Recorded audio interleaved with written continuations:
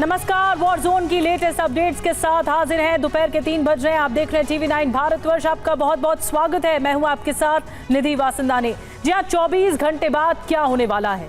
क्या काल शुरू होने वाला है इजराइल के लिए? क्या 24 घंटे बाद ईरान इजराइल पर हमला करने वाला है? ऐसी खबर है कि एक दिन बाद इजराइल पर बहुत बड़ा हमला होने वाला है। हालांकि इजराइल की भी पूरी तैयारी है और हमले के बाद बड़ा पलटवार होगा। तो क्या युद्ध की आग में पूरा मध्य पूर्व झुलसने वाला है? इसी पर हम बड़े अपडेट्स आपको देंगे। बड़ी खबर आपको बता दें, इजराइल पर हमले को लेकर बहुत बड़ी खबर मिल रही है। 24 घंटे बाद ईरान कर सकता है हमला। इजराइल पर बहुत बड़े हमले की तैयारी में ईरान। अमेरिकी चुनाव के बाद बड़ा हमला होगा।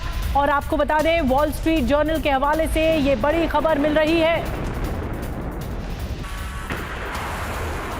तो क्या काउंटडाउन शुरू हो चुका है इजराइल पर हमले का? क्या ईरान 24 घंटे बाद हमला कर देगा? क्या इजराइल पर काल मंडरा रहा है?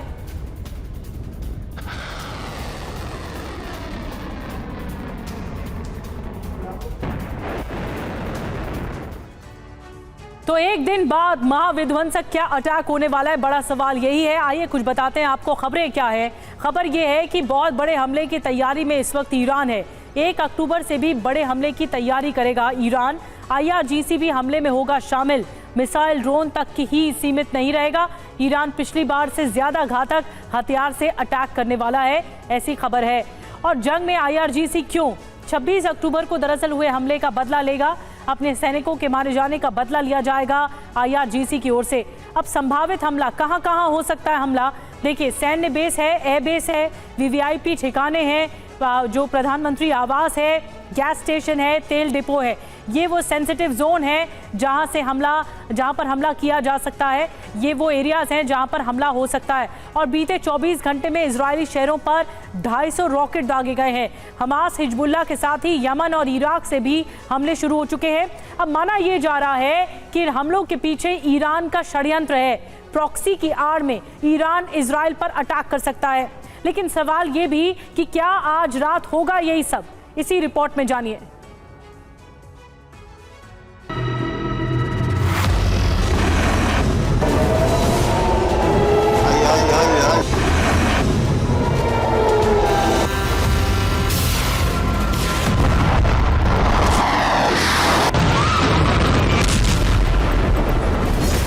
इजराइल के शहरों में सायरन बज रहे हैं। अलग अलग इलाकों में बारूदी बारिश हो रही है।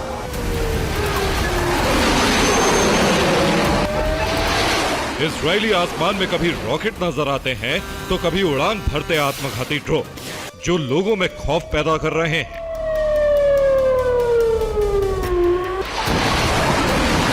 यह सिलसिला बीते कुछ घंटों से नहीं, बल्कि बीती रात से जारी। 24 घंटे हो चुके हैं, लेकिन इजराइल पर हमले रुक नहीं रहे।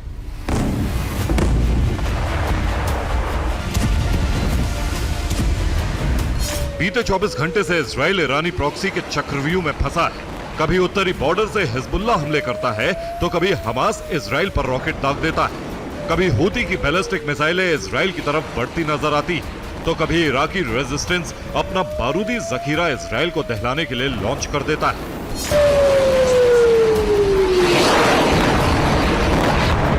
बीते 24 घंटे से इजराइल पर ऐसा ही बारूदी वज्रपात जारी है।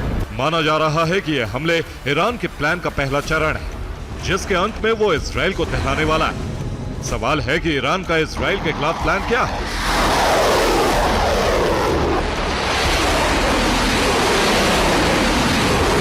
उसकी पूरी डिटेल आपको देंगे, लेकिन उससे पहले ईरानी प्रॉक्सी के हमलों की कुछ तस्वीरें आपको दिखाते हैं। ये नहारिया की तस्वीरें हैं, जहां इजराइल पर ड्रोन से हमला किया। ये ड्रोन हमले एक फैक्ट्री पर किए गए। ये हमले के बाद का वीडियो है। तस्वीरों में फैक्ट्री की छत पूरी तरह से तबाह नजर आ रही है। हिजबुल्लाह ने इजराइल के गलीलोत आर्मी बेस पर भी हमले किए। ये हमले नासर 2 मिसाइल और आत्मघाती ड्रोन से किए गए। दक्षिणी लेबनान में मौजूद रामिम मिलिट्री पोस्ट को हिजबुल्लाह ने टारगेट किया। हमले में एक चेक पोस्ट को तबाह कर दिया गया। हिजबुल्लाह लड़ाकों ने क्रायोत शहर पर रॉकेट वर्षा की। दावा है कि ये रॉकेट खाली जगहों पर जाकर गिरे।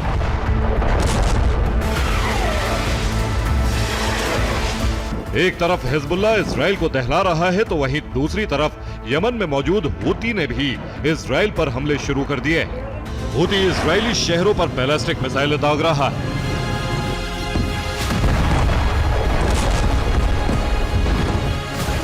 जबरदस्त धमाके का ये वीडियो इजरायली मालवाहक जहाज का बताया जा रहा है, जिसे हूती ने समुद्र में बैलिस्टिक मिसाइल से उड़ा दी। दावा है कि ये एक इजरायली कंपनी का मालवाहक जहाज था, जिसे स्विस कैनाल से होते हुए ग्रीस तक जाना था, लेकिन यमन के पास पहुंचते ही बाब अल मंदीब में इसे तबाह कर दिया गया। हूती का दावा है कि इसे बैलिस्टिक मिसाइल के जरिए उड़ा दिया गया।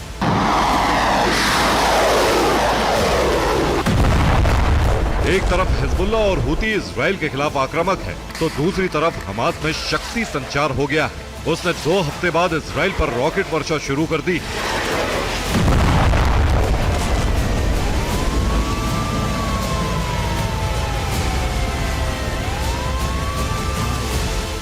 सवाल है कि अचानक ईरानी प्रॉक्सी इतनी आक्रामक क्यों हो गई है। दरअसल इसकी वजह ईरान है, जो इजराइल से प्रतिशोध लेने के इंतजार में है, लेकिन उससे पहले वो इजरायली डिफेंस को कमजोर कर देना चाहता है।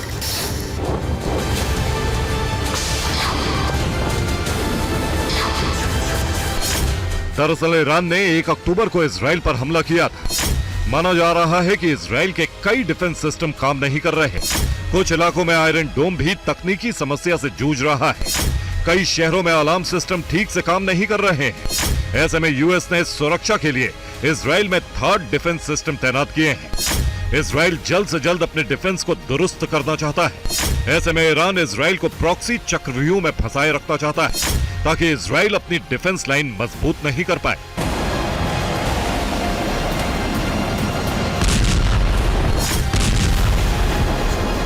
डिफेंस सिस्टम के मामले में इजराइल की हालत कैसी हो चुकी है, उसकी गवाही ये तस्वीरें दे रही है। इजराइल में हिजबुल्लाह के ड्रोन बड़े आराम से घूम रहे हैं, लेकिन कोई सायरन नहीं बज रहा।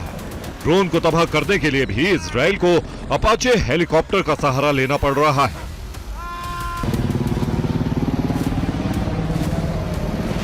लेकिन सवाल है कि ऐसे में ईरान हमले क्यों नहीं कर रहा है। माना जा रहा है कि ईरान अमेरिकी चुनाव खत्म होने का इंतजार कर रहा है, जिसके बाद वो इजराइल को दहला सकता है, लेकिन उससे पहले वो इजराइल को कमजोर कर देना चाहता है।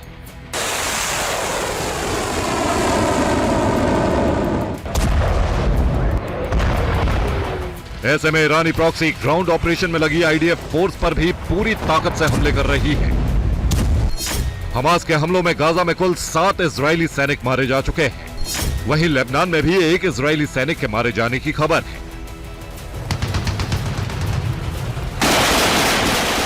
हालांकि इजराइल ने भी प्रॉक्सी पर पलटवार शुरू कर दिया है। सबसे कड़ा एक्शन उसने हूती के खिलाफ लिया है। ये स्वेज कैनाल की तस्वीरें हैं, जहां से इजरायली युद्धपोत को गुजरते हुए देखा गया। दावा है कि इजराइल ने रेड सी में अपने नेवल शिप को तैनात कर दिया है, जिस पर 500 किलोमीटर की रेंज वाली बैलिस्टिक मिसाइलें तैनात हैं। इसके जरिए वो हूती पर लगाम लगाने की तैयारी में है।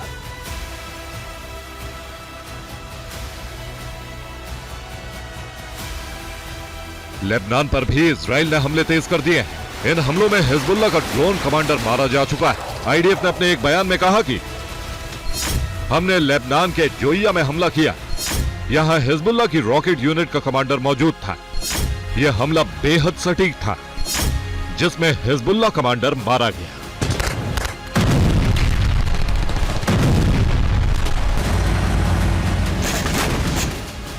साफ है कि इजराइल किसी भी कीमत पर प्रॉक्सी को दोबारा हावी होने देना नहीं चाहता, क्योंकि अगर ऐसा हुआ तो ईरान इजराइल में 1 अक्टूबर से भी बड़ी तबाही मचा सकता है।